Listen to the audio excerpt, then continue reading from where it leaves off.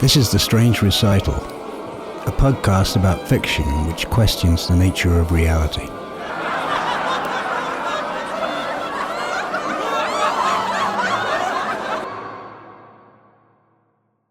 The heat had been painfully oppressive all day, and it was now a close and sultry night.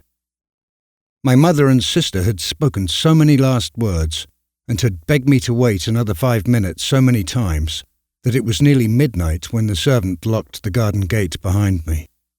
I walked forward a few paces on the shortest way back to London, then stopped and hesitated. The moon was full and broad in the dark blue starless sky, and the broken ground of the heath looked wild enough in the mysterious light to be hundreds of miles away from the great city that lay beneath it. The idea of descending any sooner than I could help into the heat and gloom of London repelled me. The prospect of going to bed in my airless chambers and the prospect of gradual suffocation seemed, in my present restless frame of mind and body, to be one and the same thing. I determined to stroll home in the pure air by the most roundabout way I could take, to follow the white winding paths across the lonely heath, and to approach London through its most open suburb by striking into the Finchley Road, and so getting back in the cool of the new morning by the western side of the Regent's Park. I wound my way down slowly over the heath, enjoying the divine stillness of the scene, and admiring the soft alternations of light and shade as they followed each other over the broken ground on every side of me. So long as I was proceeding through this first and prettiest part of my night walk, my mind remained passively open to the impressions produced by the view, and I thought but little on any subject. Indeed, so far as my own sensations were concerned, I can hardly say that I thought at all.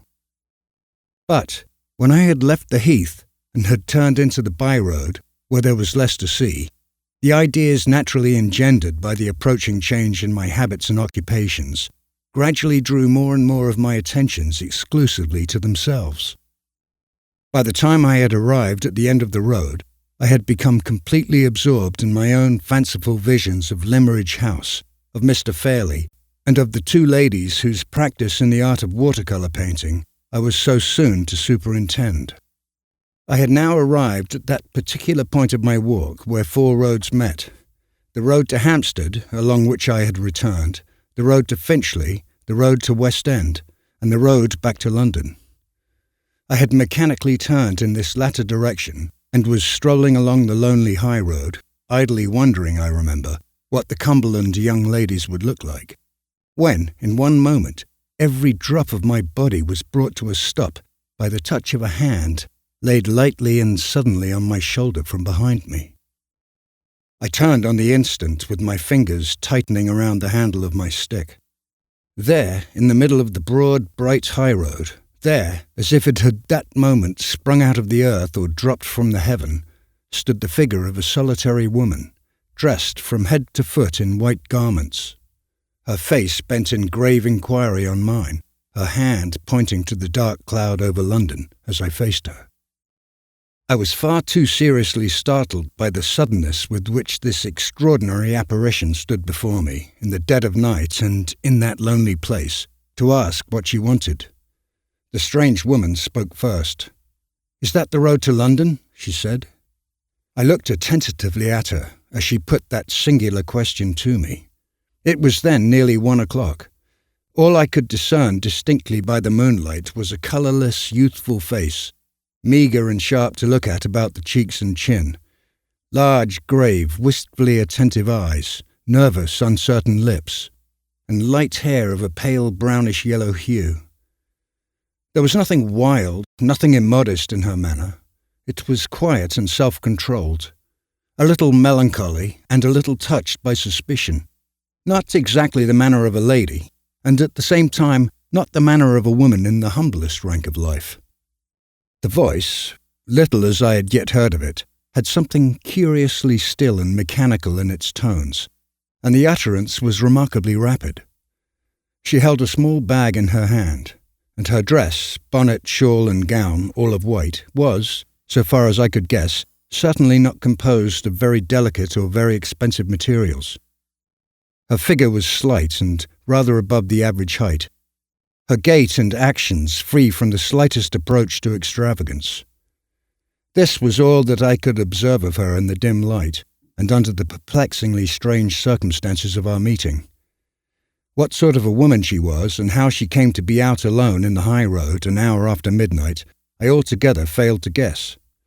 The one thing of which I felt certain was that the grossest of mankind could not have misconstrued her motive in speaking, even at that suspiciously late hour, and in that suspiciously lonely place.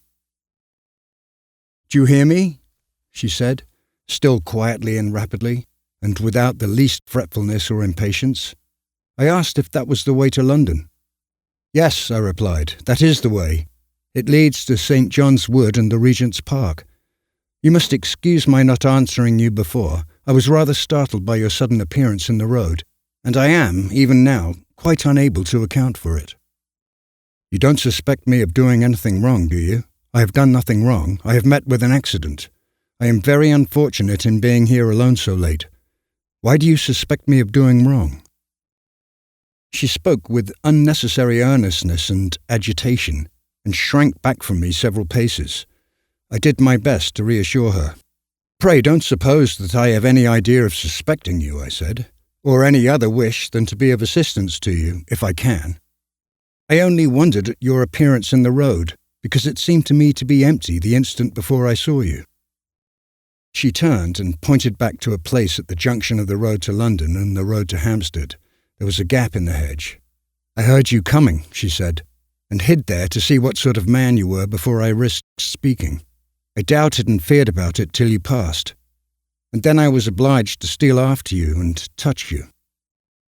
"Steal after me and touch me? Why not call to me? Strange, to say the least of it." "May I trust you?" she asked. "You don't think the worst of me because I have met with an accident?" She stopped in confusion, shifted her bag from one hand to the other, and sighed bitterly. The loneliness and helplessness of the woman touched me. The natural impulse to assist her and to spare her got the better of the judgment, the caution, the worldly tact, which an older, wiser, and colder man might have summoned to help him in this strange emergency. "You may trust me for any harmless purpose," I said. "If it troubles you to explain your strange situation to me, don't think of returning to the subject again. I have no right to ask you for any explanations. Tell me how I can help you, and if I can, I will. You are very kind, and I'm very, very thankful to have met you." The first touch of womanly tenderness that I had heard from her trembled in her voice as she said the words. But no tears glistened in those large, wistfully attentive eyes of hers, which were still fixed on me. "I've only been in London once before," she went on, more and more rapidly, "and I know nothing about that side of it yonder. Can I get a fly or a carriage of any kind? Is it too late?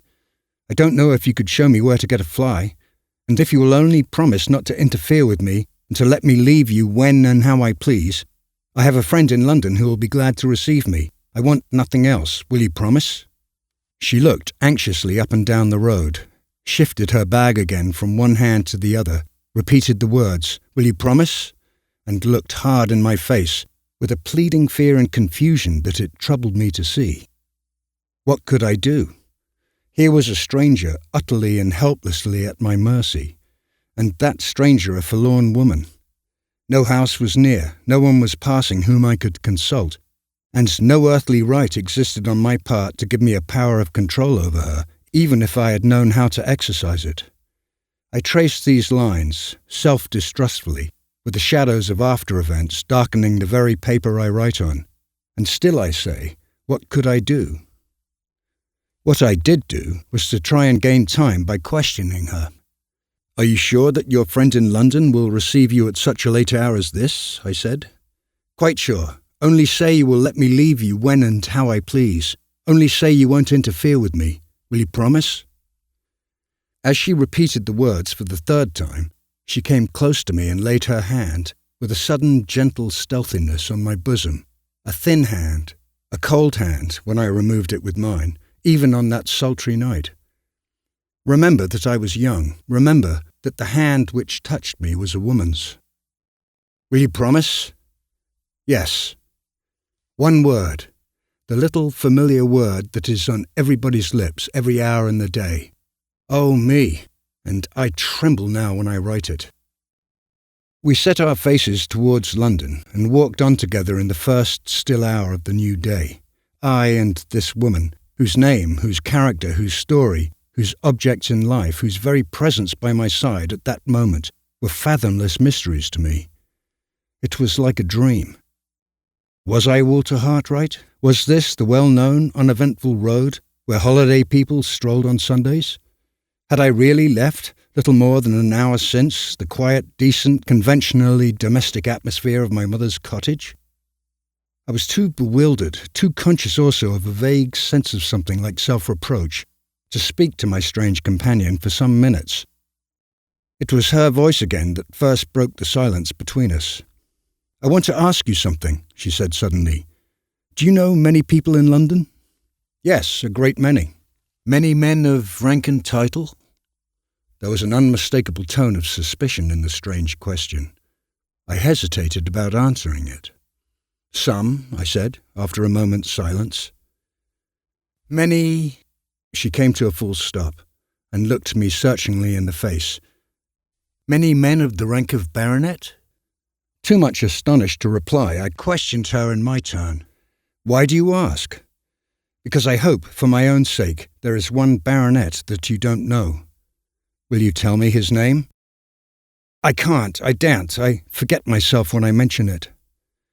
She spoke loudly and almost fiercely, raised her clenched hand in the air and shook it passionately, then, on a sudden, controlled herself again, and added, in tones lowered to a whisper, "Tell me which of them you know." I could hardly refuse to humour her in such a trifle, and I mentioned 3 names. 2, the names of fathers of families whose daughters I taught. 1, the name of a bachelor who had once taken me a cruise in his yacht to make sketches for him. "Ah, you don't know him," she said, with a sigh of relief. "Are you a man of rank and title yourself?" "Far from it. I am only a drawing master." As the reply passed my lips, a little bitterly perhaps, she took my arm with the abruptness which characterized all her actions. "Not a man of rank and title," she repeated to herself. "Thank God, I may trust him." I had hitherto contrived to master my curiosity out of consideration for my companion, but it got the better of me now. "I'm afraid you have serious reason to complain of some man of rank and title," I said. "I'm afraid the baronet whose name you are unwilling to mention to me has done you some grievous wrong. Is he the cause of your being out here at this strange time of night?" "Don't ask me, don't make me talk of it," she answered. "I'm not fit now. I've been cruelly used and cruelly wronged. You'll be kinder than ever if you walk on fast and not speak to me. I sadly want to quiet myself if I can." We moved forward again at a quick pace, and for half an hour at least, not a word passed on either side. From time to time, being forbidden to make any more inquiries, I stole a look at her face. It was always the same, the lips close shut, the brow frowning, the eyes looking straight forward, eagerly and yet absently. We had reached the first houses, and were close on the new Wesleyan College, before her set features relaxed and she spoke once more. "Do you live in London?" she said. "Yes." As I answered, it struck me that she might have formed some intention of appealing to me for assistance or advice, and that I ought to spare her a possible disappointment by warning her of my approaching absence from home. So I added, "But tomorrow I shall be away from London for some time. I'm going into the country." "Where?" she asked. "North or south?" "North, to Cumberland." "Cumberland," she repeated the word tenderly. "Ah, I wish I was going there too. I was once happy in Cumberland." I tried again to lift the veil that hung between this woman and me. "Perhaps you were born," I said, "in the beautiful lake country." "No," she answered. "I was born in Hampshire, but I once went to school for a little while in Cumberland." "Lakes?" "I don't remember any lakes. It's Limmeridge Village and Limmeridge House I should like to see again." It was my turn now to stop suddenly. In the excited state of my curiosity at that moment, The chance reference to Mr. Fairley's place of residence on the lips of my strange companion staggered me with astonishment. "Did you hear anybody calling after us?" she asked, looking up and down the road affrightedly the instant I stopped. No, I was only struck by the name of Limmeridge House. I heard it mentioned by some Cumberland people a few days since." "Ah, not my people. Mrs. Fairley is dead, and her husband is dead, and their little girl may be married and gone away by this time. I can't say who lives at Limmeridge now. If any more are left there of that name, I only know I love them for Mrs. Fairley's sake." She seemed about to say more, but while she was speaking we came within view of the turnpike at the top of the Avenue Road. Her hand tightened round my arm, and she looked anxiously at the gate before us. "Is the turnpike man looking out?" she asked. He was not looking out. No one else was near the place when we passed through the gate. The sight of the gas lamps and houses seemed to agitate her and to make her impatient. "This is London," she said. "Do you see any carriage I can get? I'm tired and frightened. I want to shut myself in and be driven away."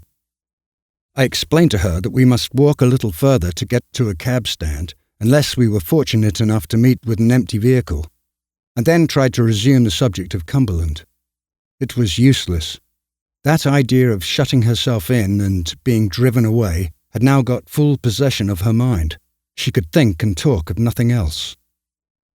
We had hardly proceeded a third of the way down the Avenue Road when I saw a cab draw up at a house a few doors below us, on the opposite side of the way. A gentleman got out and let himself in at the garden door. I hailed the cab as the driver mounted the box again. When we crossed the road, my companion's impatience increased to such an extent that she almost forced me to run. "It's so late," she said. "I'm only in a hurry because it's so late." "I can't take you, sir, if you're not going towards Tottenham Court Road," said the driver civilly when I opened the cab door. "My horse is dead beat, and I can't get him no further than the stable." Yes, that will do for me. I'm going that way. She spoke with breathless eagerness and pressed by me into the cab. I had assured myself that the man was sober as well as civil before I let her enter the vehicle, and now, when she was seated inside, I entreated her to let me set her down safely at her destination. No, she said vehemently. "I'm quite safe and quite happy now. If you are a gentleman, remember your promise. Let him drive on till I stop him. Thank you, oh, thank you. My hand was on the cab door. She caught it in hers, kissed it and pushed it away. The cab drove off at the same moment. I started into the road with some vague idea of stopping it again. I hardly knew why. Hesitated from dread of frightening and distressing her. Called at last, but not loudly enough to attract the driver's attention. The sound of the wheels grew fainter in the distance. The cab melted into the black shadows on the road. The woman in white was gone. 10 minutes or more had passed. I was still on the same side of the way, now mechanically walking forward a few paces, now stopping again absently. At one moment, I found myself doubting the reality of my own adventure. At another, I was perplexed and distressed by an uneasy sense of having done wrong, which yet left me confusedly ignorant of how I could have done right. I hardly knew where I was going, or what I meant to do next. I was conscious of nothing but the confusion of my own thoughts, when I was abruptly recalled to myself, awakened, I might almost say, by the sound of rapidly approaching wheels close behind me. I was on the dark side of the road in the thick shadow of some garden trees when I stopped to look round. On the opposite and lighter side of the way, a short distance below me, a policeman was strolling along in the direction of the Regent's Park. The carriage passed me, an open chaise driven by 2 men. "Stop!" cried one. "There's a policeman. Let's ask him."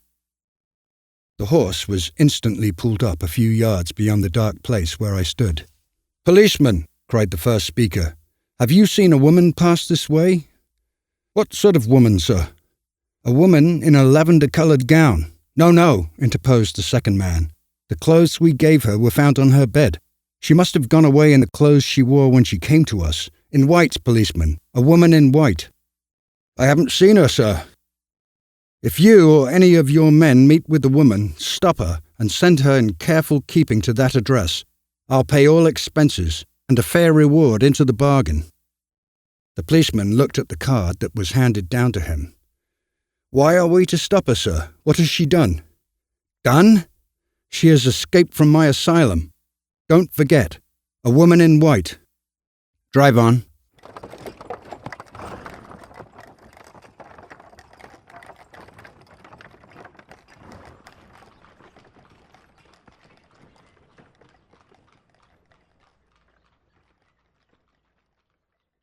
That was an excerpt from the novel, The Woman in White, written by Brent Robertson and read by Wilkie Collins.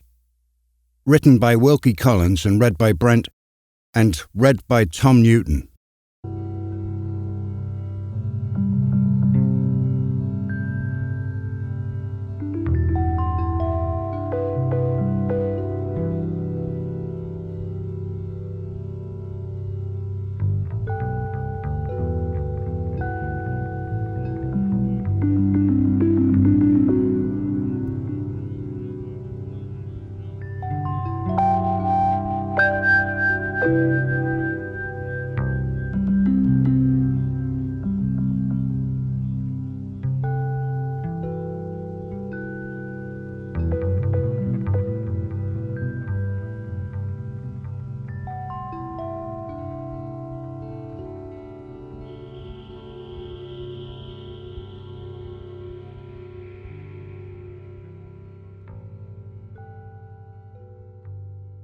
Tom, it was your suggestion to feature this novel on the podcast, so maybe we could start with you talking about why you suggested it. Well, primarily because I think it's a good book. Mm-hmm. But that aside, I just like Victorian novels. I like the language and reading about what life was like in those days. It was well received when it came out in 1859. It's remained popular ever since. There have been numerous plays and films made from it, and even a video game, so it seemed like a good choice to me. It has a pretty convoluted plot. How would you summarize it? I was going to ask you that. It seems you've beaten me to it. Yes, it's certainly a convoluted plot. Summarizing it would take a while. But, in brief, Walter Hartwright, the protagonist, who we just heard about in the excerpt when he first meets the mysterious woman in white, has taken a job teaching art to two young ladies in Cumberland, in the north of England. He's been hired by Mr. Fairley, a wealthy landowner, and the uncle of Laura Fairley, who's to be one of his students, the other being Marion Holcomb, her half-sister and companion. Hartwright notices an uncanny likeness between Laura and the woman in white. They soon fall in love, but Laura's engaged to a baronet called Sir Percival Glyde. It gets quite melodramatic in a Victorian way, which can make our modern sensibilities wince. But Hartwright does the honourable thing and takes off. Laura marries Glyde, who turns out to be a villain, and who only wants to marry her to get hold of her fortune.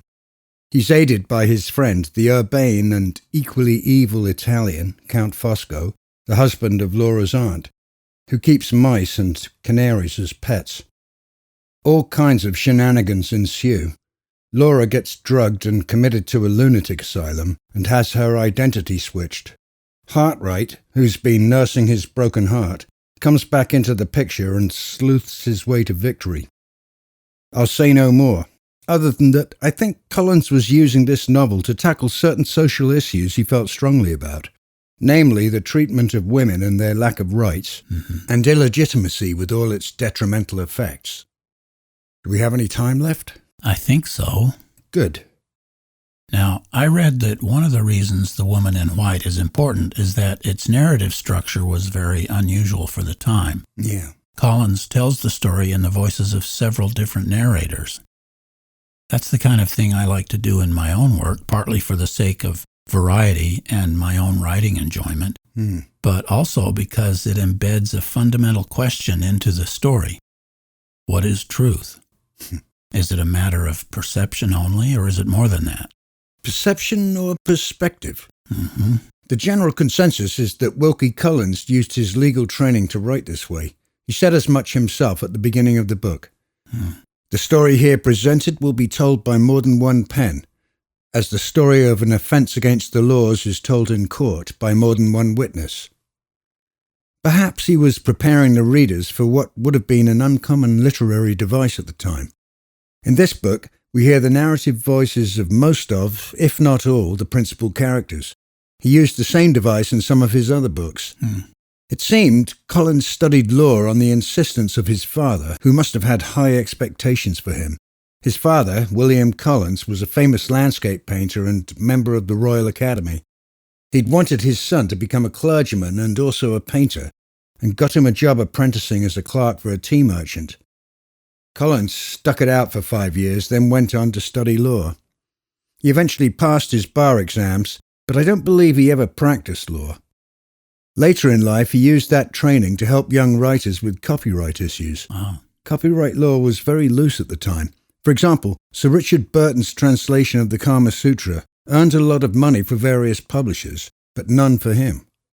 I'm also quite interested in the fact that some historians name The Woman in White as the first real detective novel. A couple of decades earlier, Edgar Allan Poe had published short stories, starting with The Murders in the Rue Morgue, that featured a detective, Auguste Dupin, who uses logic and close observation to solve the mystery of who committed the murders. So he was the precursor to Sherlock Holmes, Hercule Poirot, and perhaps even Sam Spade and Philip Marlowe. But Poe's stories were not in novel form, so when Collins wrote The Woman in White, he may have been inspired by Poe to expand the detective's search for clues to novel length.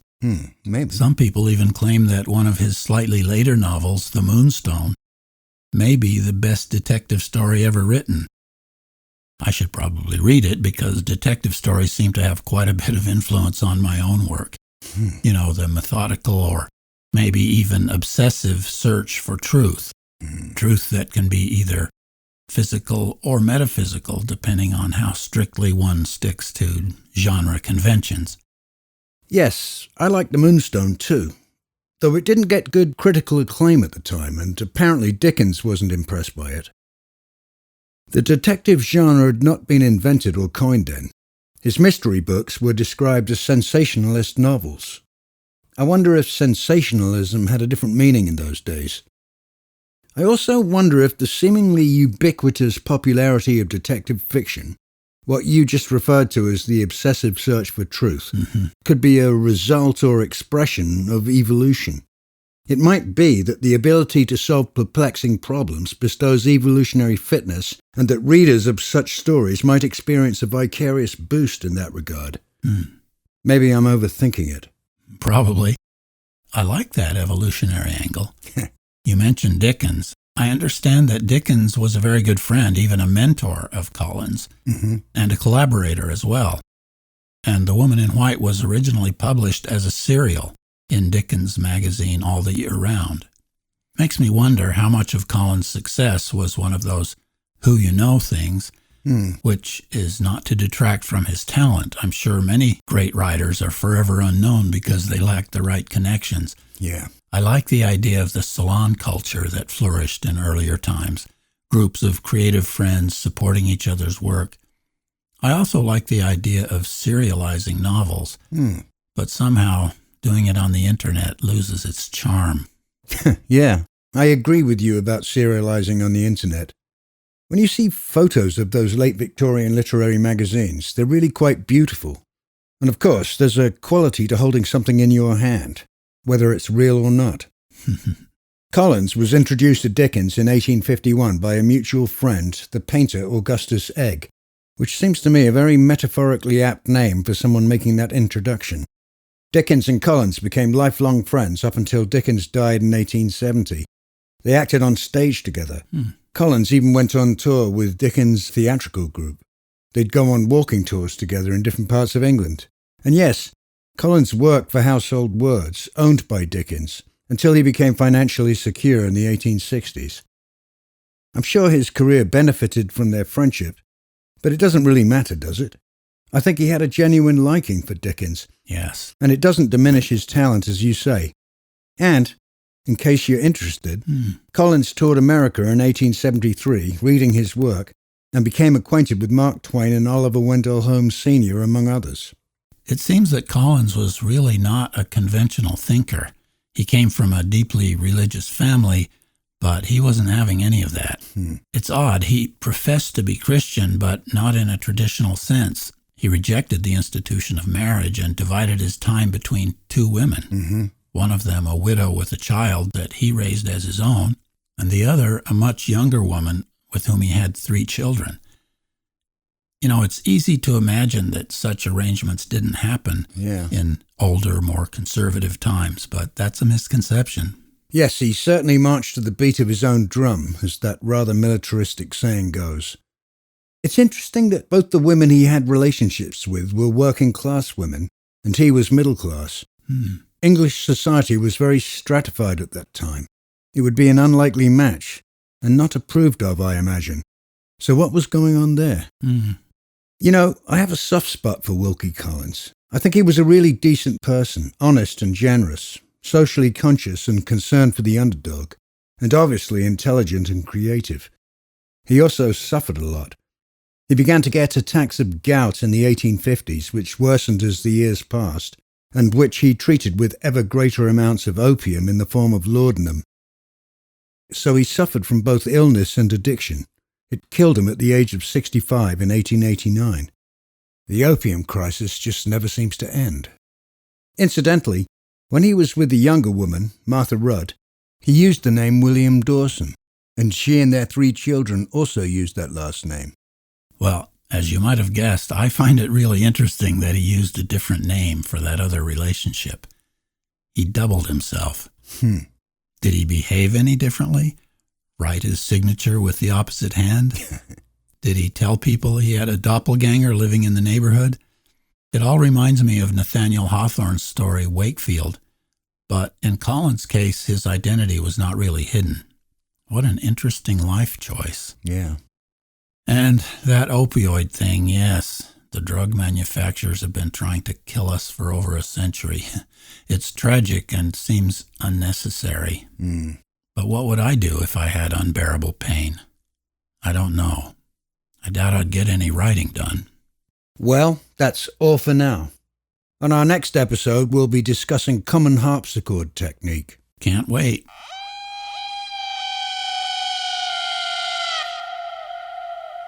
This is The Strange Recital, on the web at thestrangerecital.com.